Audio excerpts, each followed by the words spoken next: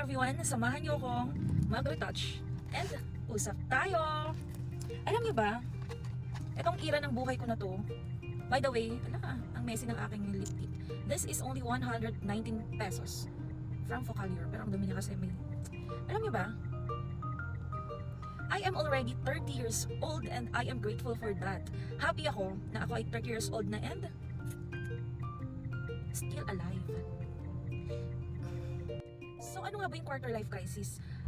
Based on my personal na pagkakaintindi sa quarter life crisis, ito yung mga bagay, mga pagkakataon, mga experiences na nararanasan ng ages 25 to 30. Ito yung crisis na mahirap.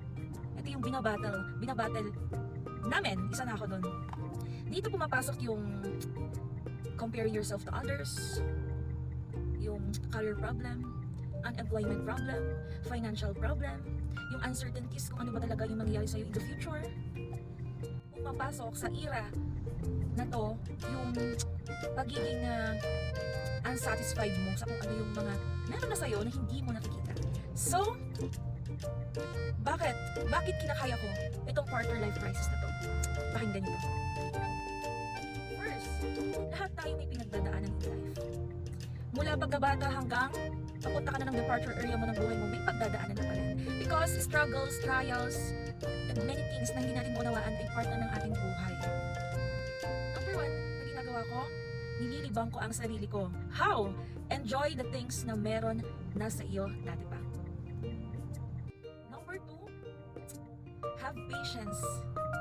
Kasi kung wala kang pasensya sa waiting season mo, ng buhay mo, malulugmok ka, malulungkot ka, kawawa naman tayo. At naranasan ko yan. Number 3, spend quality time sa mga taong hindi mo na mabibigyan ng masyadong oras kapag ikaw ay nag-jump na to another chapter of your life. Ano nga ba yung another chapter of life ng isang quarter life individual? Yun ay ang married life.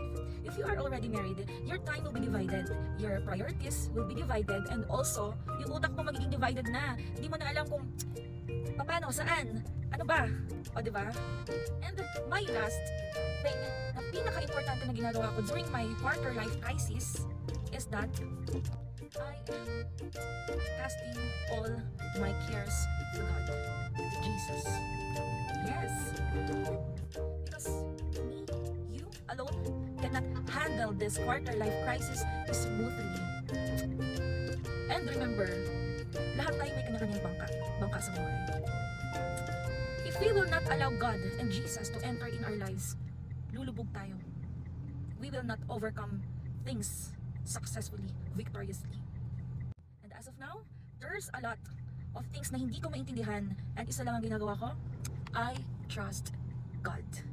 And worries are not present. Convert your worries into worshiping the Lord. So, for today's video, I hope sa mga nakakaranas ng quarter life crisis in life, mapanood niyo po ito. Sabay-sabay tayong i-overcome ang quarter life crisis with the help of the Lord our God. God bless.